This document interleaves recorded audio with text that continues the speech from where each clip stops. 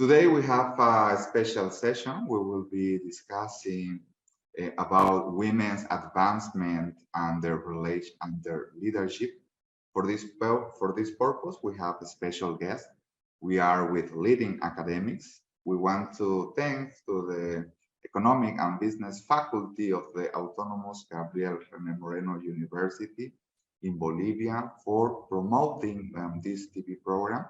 We also appreciate the broadcast from Canal 11 Televisión Universitaria, the Channel 11 University Television. We always remember that the main purpose of this program is to discuss economic topics, but also social problems that affect to the society. Also, we address some trends in business. Before starting our interview, I want to introduce our international guest. Here we are with Dr. Linda Carli. She is a professor researcher in Wellesley College. She is a senior lecturer emerita in psychology. Her research focuses on the effects of gender on women's leadership, group interaction, communication, influence, and reaction to adversity. She has a Bachelor of Arts in the University of Connecticut, and she also has a PhD in the University of Massachusetts. Dr. Linda, for me, it's really an honor here to be with you. Thank you so much for being with us. Thank you. We also here have to Dr. Martin Montero. Dr. Martin Montero, he is a professor researcher in economics. He has a PhD in economics from West Virginia University. His research interests are based on macroeconomic issues in developing economies. Dr. Montero, thank you so much for being here with us too. Thank you for the invitation, and of course, thanks to our guest, Linda, for being with us. Happy to be here. Thank you so much. As an overview, in one of our previous interviews, we addressed gender equality as one target and indicator of sustainable development goal. Gender inequality has cultural and economic aspects. Women have made advances in education, labor, political representation, but inequality is still pervasive. So in this session, we will keep discussing about these issues, but with an emphasis on women's leadership. Dr. Linda, what exactly does women's leadership mean, and why is it important to address it? Well, a leader, I have a working definition of leader as someone who exercises influence or authority over other people. And this could happen informally, just emerging spontaneously in groups, or it could be a formal role through appointment or someone being hired or a political role where there's this authority. And it involves influencing people, motivating people, and organizing them in some way to work towards a common goal. So we know there's a lot of research on what makes leaders effective, lots and lots of it, literally hundreds of studies. And we know that there are certain traits which are strongest in predicting effective leadership. And the four most predictive traits for effective leadership are: number one, intelligence, right? And there are no gender differences in intelligence. And then the three other traits are extroversion, conscientiousness, and integrity. And there aren't really very strong gender differences here. If anything, we have a very slight tendency for women to be stronger in these qualities than men. So women represent, half the world. They're half of the human capital of the world, and they don't lack the qualities of good leaders. So for me, why it's important to address women's leadership is that we're wasting massive amounts of high quality human capital. Great. Yes. In recent decades, what advancement have we seen in women's leadership? Well, you mentioned it earlier that there's been some change in women's education around the world, are becoming better educated than men, receiving more tertiary degrees, college degrees, and in some places, even more advanced degrees than men.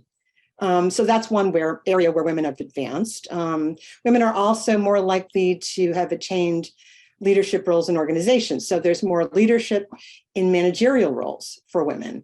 And particularly now in North, South, and Central America, Australia, New Zealand, and in Europe, you see this increase particularly. And those areas have the highest representation of female managers.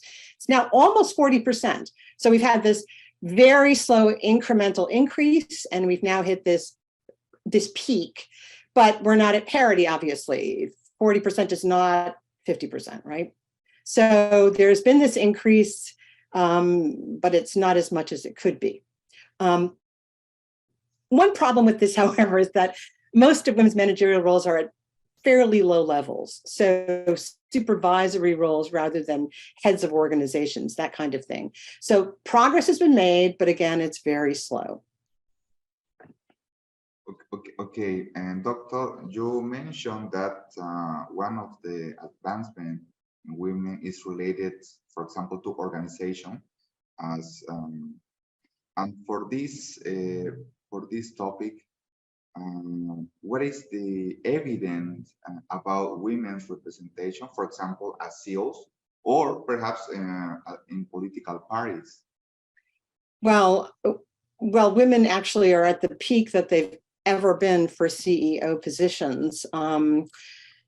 Worldwide, the data indicate that about just under 20% of CEOs are women, which is a mind-bogglingly high number. But again, many of these organizations for which women are CEOs are very tiny. In fact, there are organizations where there's sole proprietorship. The woman is the CEO, and she's the only employee. So yes, there are a lot of women. There are a lot of women who've gained CEO positions, but it's not, it's not for the really big companies. If you were to look at the biggest companies, say the Global 500, those are the biggest 500 companies in the world, we're talking maybe 5%. And that actually represents an increase, but it's really very, very far from parity, and it's still a very small number. So, at the very largest organizations, the richest organizations, women are very well underrepresented, okay? With regard to government and politics, women are, again, overrepresented in local government. So you have more women in local kinds of government positions. For municipalities, cities, local governments, women are about a third representatives. But when you start talking about federal governments, it's different. Women only are about a quarter of represented in parliaments. And if you're looking at heads of state, women are only about 10%. So as you get to higher levels of leadership, women kind of drop off. You don't have as many women. And in some of these governmental, the representation of women is driven in part by quotas. So, I mean, the United States, we don't have quotas. We have to depend entirely on the vote. And so it makes it more difficult for women to advance in those kinds of countries. So there's been positive change politically and in organizations, but not as much at the top. So it's very slow. One positive sign, though, is that most countries in the world at one time or another have had a female head of state, and that's quite positive.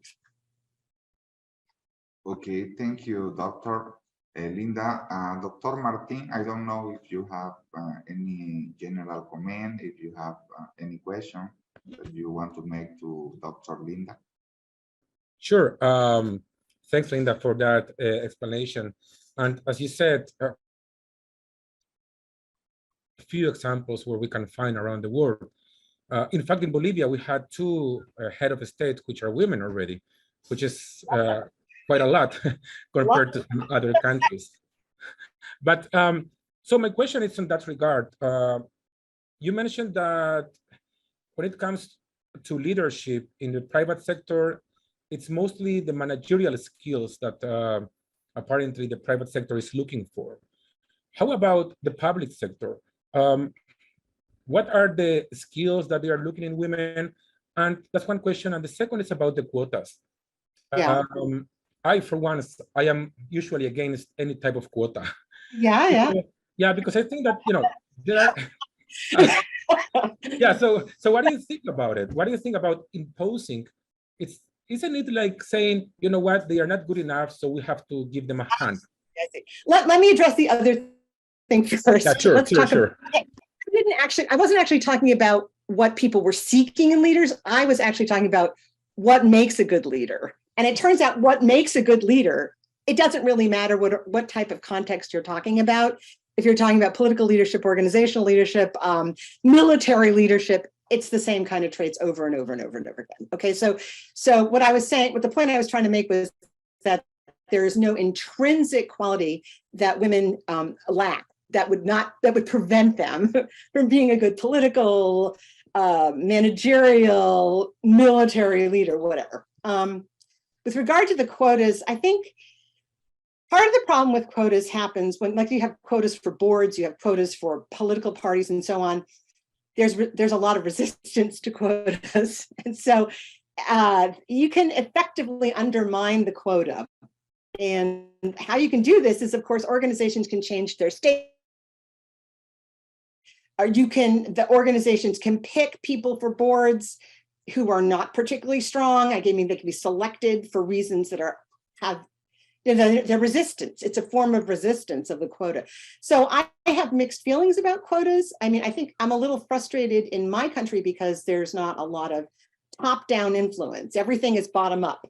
Whatever people want, you can have it. And even if it's incompetent leadership, hey, take it, have it. So, you know, for me, I have mixed feelings about the quota. I don't think it necessarily says that women are incompetent and they need to have special treatment. But I mean, we're going to get to this. I want to talk about some of the obstacles that women face, and they're real obstacles that need to be overcome. And quotas have been suggested as a solution, as a possible solution. It doesn't always lead to women at the top because of this resistance. Okay, great. Thank you for addressing the questions. You're welcome. Okay, let's continue. We have here some other questions. For example, what are some kind of gender discrimination and stereotypes that exist? Perhaps how we wonder if gender affects opportunities for leadership? Well, yeah, it does. There are a number of different factors that operate to cause it more difficult, to create more difficulty for women in advancement and create obstacles for them. One thing for which there is considerable cross-cultural data is that there's doubt about women's leadership abilities. So in these studies, these are the kinds of studies where people are asked to describe what are women like, or what are men like, and what are good leaders like. And then what they do is mathematically look to see if the qualities of good leaders overlap the qualities of men, or they overlap the qualities of women. And in these studies, what you see is that countries all around the world, there's quite a bit of consensus about what qualities are good in a leader. And if you look at this overlapping, what you see is that people report perceiving greater overlap between male qualities in leadership, good leadership, than female qualities in good leadership. And the reason for this is basically gender stereotypes. When you look again all around the world and people are asked, what are men like? What are women like? There's consensus. Men are described as assertive and competent and strong and directive and in charge and confident. We call these traits in psychology agency, agentic traits. And there's consensus about what women are like, right? Women are kind and helpful and supportive and warm and nurturing. And we call these traits communal. And if you ask people about these two sets of traits, communal and agentic, what you'll see is that people will say it's wonderful to be communal, it's wonderful to be agentic, they're all very important. But then if you ask people, what is a good leader like? What they say is a good leader is agentic. So here you have a problem in that, and this creates the lack of overlap between women in leadership versus men in leadership. Men are thought to be agentic, and good leaders are thought to be agentic. And when people think automatically and implicitly of what a leader is, they see a man. Man equals good leader, right? So these stereotypes and these doubts about women's leadership, driven in part because of the idea that women lack agency, obstruct women as leaders. And then there's also male resistance to female leadership. Now we have quite a bit of data, international data, as a matter of fact, in many different countries that document that men are more resistant to female leadership than women are. For example, men report that they are perfectly happy with gender inequality more than women do. Men report that they are not as bothered by discrimination in pay or differences between men and women in educational levels. And men are more likely to say that women lack leadership ability more than women report. In addition, men see less overlap between the qualities of good leaders and women's qualities than women do. So men in particular are more likely to resist female leadership and to view women as ineffective leaders. And it's men who determine, for the most part, who advances, who makes the great pay, and so on. Men have conduits to power. And so male resistance is therefore very problematic. You asked me a little also your question about, stereotypes. So I'm describing here stereotypes, right? What kinds of stereotypes exist? And I said, women are thought to be warm and kind, and men are thought to be agentic and strong. That's really only one kind of stereotype that's problematic. Those stereotypes, the ones I just described to you, they're what we call descriptive in nature. Descriptive stereotypes are stereotypes where people describe what they think social groups are like. But there's another kind of insidious, dangerous stereotype, and that is prescriptive stereotypes.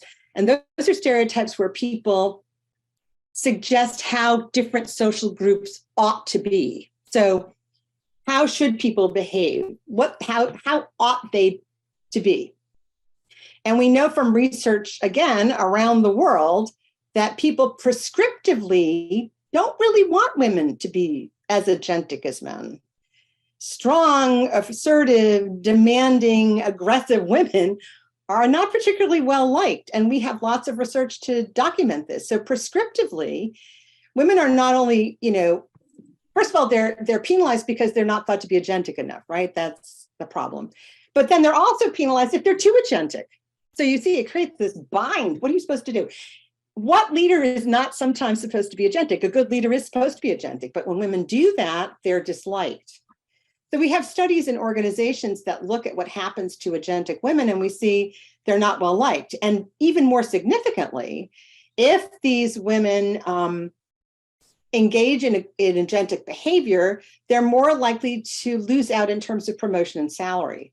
So there's sort of this consequence of their being unlikable. They don't get the rewards that they probably are entitled to because they've been too assertive and too pushy in people's thinking. And so stereotypes are very, very consequential in this way. And this can actually lead to, gender discrimination.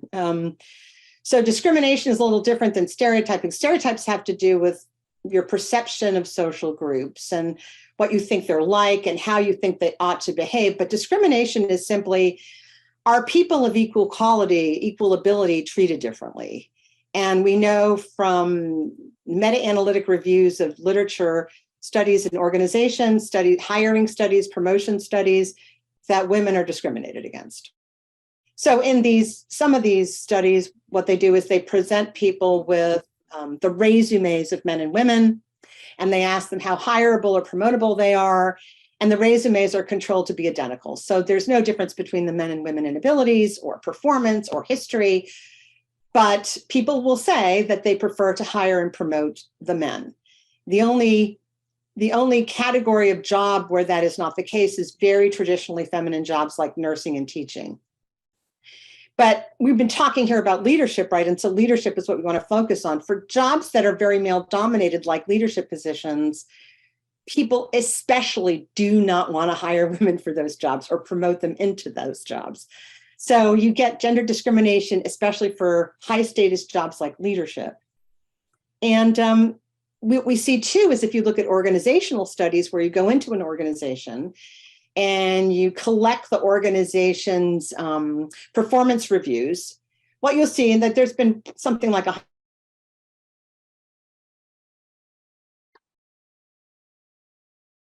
men and women don't get different performance evaluations. Men and women perform about the same. But in spite of that, men receive more of the rewards. And if you try to relate performance to rewards, you see you can predict male rewards much better from their performance evaluations than women's. So what you see, women are not receiving promotions and salary and bonuses in the same way that men are, independent of performance. And that is in fact discrimination. Yes, there is Daniel Kahneman. He is a psychologist who received the Nobel Prize in economics. He mentioned that bias is one of the factors affecting economic decision. So in this term, we can say also that bias perhaps is one factor explaining, for example, discrimination. Or that's right. And also we have another question. Okay. Well, yes, we know that, and this is not an assumption. In fact, on average, women earn less than men. What are some of the causes for this? I already mentioned gender discrimination, so that's clearly a causal factor, independent of quality of performance, controlling for background and so on. Women are less likely to be hired or paid well or receive bonuses. So that's going to, undermine their salary. We also have, women have less social capital than men. One of the problems that women often experience is that the conduits to advancement and pay, all of those things, they involve having access to very powerful networks and very powerful mentors and sponsors. And who are the powerful networks? Who are the powerful mentors and sponsors? Well, they're men, So we have, again, quite a bit of research. It's meta-analysis of 70 studies. We looked at those. And what you can see is that men having a male mentor, having male networks predicts not only salary, which is what we're talking about here, but also promotion, right? So, and women don't have access. So you might think, why don't they have access? Why is this happening? And it's really not a case that men say they don't want to interact with women or they don't want to socialize with them. We have a long history of studies showing that when people interact with other people, they tend to affiliate with those who are very similar to themselves. So there's what we call homophily. It's a tendency to like people who are just like you, and want to socialize with people who are just like you. So that plays out in all kinds of social groups, but it also plays out at work. And what it means is that men tend to network and mentor men, and women tend to network with and mentor women. And that would be fine, except that it's the men who have the power. So the lack of access to male mentors and male networks is very problematic for women. And that undermines women's pay. And then women also lack developmental job assignments. What kinds of job assignments lead women to get increased pay and promotion? well, line positions, working with money, having travel opportunities, having professional development opportunities. Studies show that women have less of these job assignments and professional opportunities than men do. So that's going to obstruct their ability to attain high levels of salary. And finally, you know, there's being a leader and making lots of money at work involves a lot of hours. And long work hours are often quite incompatible with family and family responsibilities. And women have the burden of family responsibilities in every single country in the world. So, and that's a huge obstacle, because any kind of interruption in work, taking time off for children, working part-time, all of these things result in cumulatively a loss of pay. And we know even in countries where the country has really nice paternity leaves, so fathers have leaves and they get a lot of money for taking a childcare leave. Even in those countries, there is no country for which men take 50% of the childcare leaves. They do not. So I think the highest country in the world right now is Iceland. And in Iceland, which gives really attractive paternity leaves, it's only about 30% of the time off is taken by fathers and 70% of the time off is taken by mothers. So it's mothers who are engaging in childcare and other kinds of care too, but especially childcare. And this is really an obstacle to women's advancement because of the interruptions in work and working part-time. And then finally, of course, there's resistance to women's leadership. And this is even manifested in such things as when women negotiate for salary. There are studies of women's negotiation attempts. And what we see is that women, when they negotiate for salary or even promotion, if they negotiate on behalf of themselves, they tend not to get what they're negotiating for. Women are very effective at negotiating for other people, but not for themselves. And this might seem puzzling on the surface, but it isn't puzzling, because what is the perception of somebody who negotiates for themselves? They're asking for something, they're demanding something, they're being very agentic, they're being very pushy. And so negotiating for yourself and asking for salary increases, asking for promotions and so on is less attractive in a woman. And so when women negotiate, they negotiate as well as men do, but they're not going to get it unless, women who negotiate for other people, like if I negotiated somebody else's salary because I'm a woman, I'd probably be able to get them to have a higher salary. But I would have more difficulty negotiating over my salary because people would find it annoying that I'm making such demands. So all of those things, I think, are obstacles to women's salary and promotion. Excellent. Dr. Martin, I don't know if you want to make any general comment or perhaps any final question. Just a very last short question. Sure. From my previous experience, I was working at University of Liverpool, and the head of department was a woman. Before that, at the American University of Beirut, the head of department and the dean were women. But here at the public university where Dr. Vanegas work, the dean is also a woman. Oh. But on my experience, I have never seen a provost or a president being women. Oh. So I don't know. Yeah. So it seems like in academia, there is still this sort of equality when it comes to leadership. But then again, that's based on my own experience. How about you? Have you seen any change in academia? It's really interesting. That's an interesting question. Well, of course, being at Wellesley has only had female presidents because you cannot have male presidents at Wellesley. So, but that's okay. That's a special case. But what I would say is that is even in a very feminine domain like education, when you go from primary school, which is educating children, you have more representation of female leaders, and you go up, and as you get to colleges and universities, you see more female leaders in community colleges and small 2-year colleges than big prestigious universities. We have, however, in the United States anyway, I don't know about other countries, but in the United States, there's been a great deal of attention to gender inequality. And so most of the Ivy League schools have at one time or another gotten themselves a female president. It's temporary, but they do get one. And it's supposed to be emblematic of being like progressive and forward thinking, and that, you have admitted women. And so, you're a good school. I think generally it's still going to be very difficult for women to go from those positions of deans to provost to president, unless there's actually some real strong push for that. And it's across the board. So yeah, you get this positive change, but slow and incremental. So it's a good observation on your part. It's interesting. Great, thank you, Professor. That's it. I have no more question, and I think we don't have more time either. Oh no.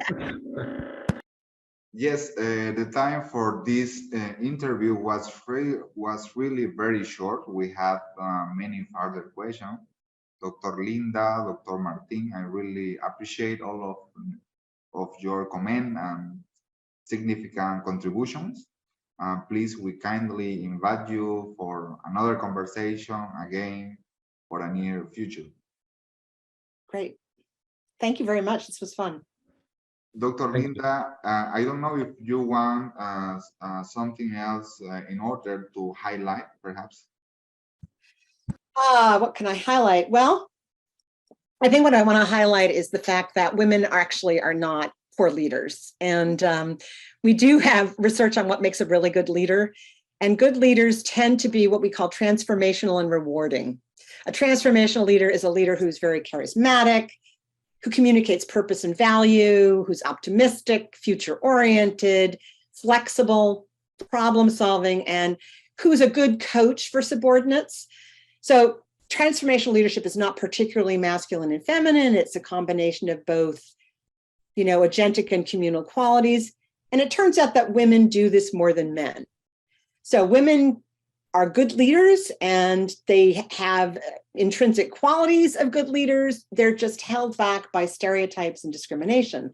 So I would encourage organizations to consider female leadership as being a way of tapping tremendous untapped potential.